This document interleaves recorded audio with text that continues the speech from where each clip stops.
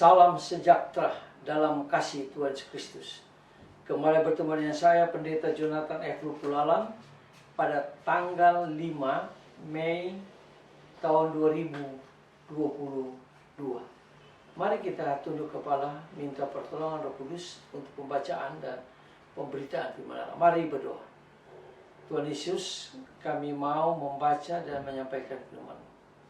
Urapilah hamba-Mu dengan kuasa Roh Kudus-Mu, dan juga beri penerangan Roh Kudus kepada para pendengar yang akan mendengarkan firman-Mu. Berfirmanlah, karena kami sudah siap untuk mendengarkan firman-Mu. Dalam nama Tuhan Yesus kami berdoa. Amin. Mari kita baca firman Tuhan yang diambil dari Filipi pasal yang keempat ayat yang ke-6.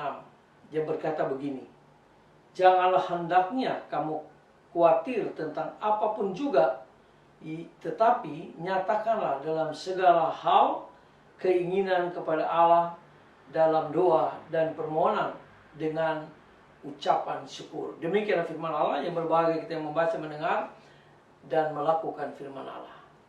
Tema kita pada hari Kamis tanggal 5 Mei tahun 2022 adalah jangan khawatir. Nah, saudara-saudara yang saya kasih dalam Tuhan Kristus, ayat yang baru saja kita baca mengandung perintah-perintah Tuhan Yesus yang sangat jelas. Misalnya, perintah yang pertama, yaitu perintah supaya orang percaya tidak khawatir tentang apapun. Perintah jangan khawatir ini adalah perintah Tuhan Yesus.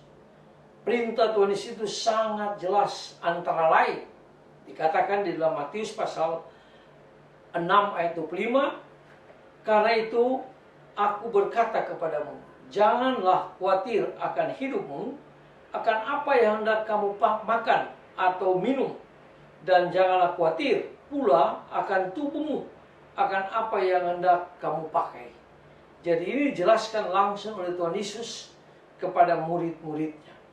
Lalu di dalam ayat yang ke-31 dari Matius pasal 6 dikatakan, sebab itu janganlah kamu khawatir dan berkata, apakah yang akan kami makan? Apakah yang akan kami minum? Apakah yang akan kami pakai? Jadi jelas sekali ya, bahwa Tuhan Yesus mengatakan tidak perlu khawatir tentang kebutuhan tubuh kita, baik itu makanan, minuman, bahkan pakaian kita. Kita tidak perlu khawatir.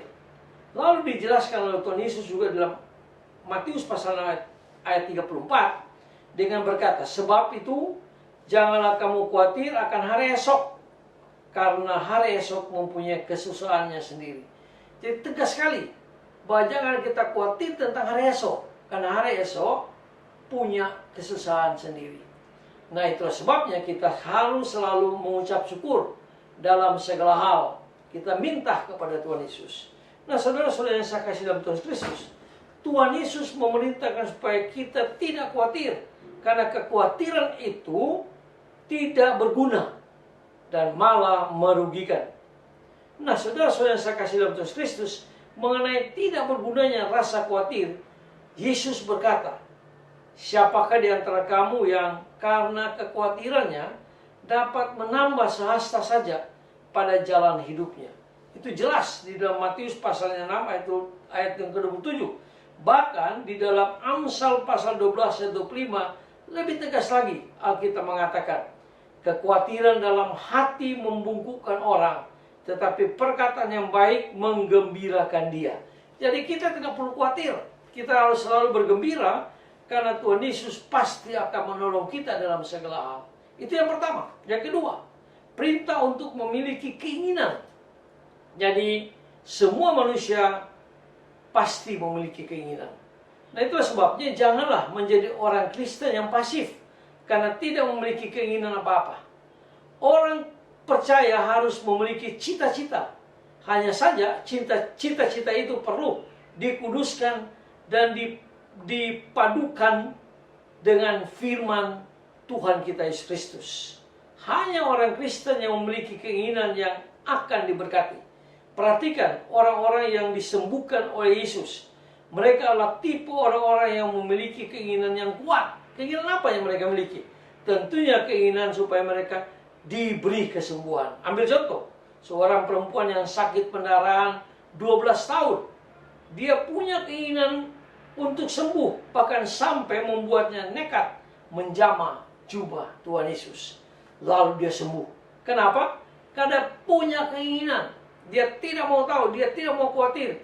Pokoknya dia mau bertemu dengan Yesus, dia menjamah jubah Yesus, lalu terjadilah mujizat kesembuhan. Selama 12 tahun dia menderita. Nah, yang ketiga, yaitu nyatakanlah keinginan itu dalam doa dan permohonan dengan ucapan syukur. Seperti yang dianjurkan oleh Rasul Paulus di dalam Filipi pasal 4 tadi.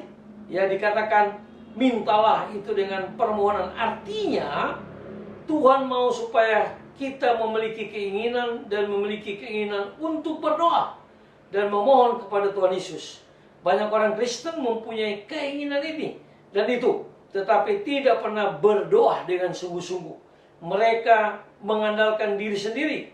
Tuhan Yesus senantiasa memberi kesempatan supaya orang percaya memiliki keinginan-keinginan, tetapi juga berdoa untuk semuanya itu. Mengenai doa, permohonan perintah Tuhan sangat jelas dalam Matius pasal yang ke-7 ayat yang ke-7 sampai dengan 11. Jelas sekali. Tuhan bilang minta ketuk maka Tuhan Yesus akan memberikannya. Kesimpulannya bagaimana? Kesimpulannya jangan khawatir, tolaklah semua kekhawatiran, perangilah roh-roh kekhawatiran itu. Jauhkanlah, hancurkanlah roh-roh kekhawatiran dalam hidup kita. Milikilah keinginan, sebab biasanya orang yang memiliki keinginan cenderung tidak punya keinginan apa-apa, malahan ingin mati saja. Memiliki terutama keinginan dalam hal-hal rohani. Milikilah keinginan untuk berdoa. Mintalah supaya Tuhan memberikan roh doa kepada kita dalam diri kita, dan nyatakanlah keinginan itu di dalam doa kepada Tuhan Yesus Kristus. Dan sekali lagi, tidak perlu khawatir tentang hari esok, karena hari esok hidup kita ada di tangan Tuhan Yesus. Demikianlah yang dikatakan juga oleh Nabi Yeremia. Dia katakan masa depan kita ada di tangan Tuhan Yesus. Buanglah kekhawatiran itu, karena kekhawatiran tidak berguna dalam hidup kita. Mari kita tunduk kepala kita berdoa. Tuhan Yesus, terima kasih atas firman Tuhan yang mengajar kami supaya kami jangan khawatir tentang apa yang akan kami pakai, kami minum, kami makan. Biarlah Tuhan yang memenuhinya. Asalkan kami selalu beriman kepada Kristus dan setia dalam berdoa kepada Kristus, dan hidup benar serta hidup dalam kesucian. Terima kasih Tuhan Yesus. Ampuni dosa kami Tuhan. Ampuni dosa kekhawatiran kami. Dalam nama Tuhan Yesus, Juru Selamat kami, penebus dosa kami berdoa dan bersyukur. Haleluya. Amin. Terpujilah Kristus. Sampai kita berjumpa di kesempatan yang lain.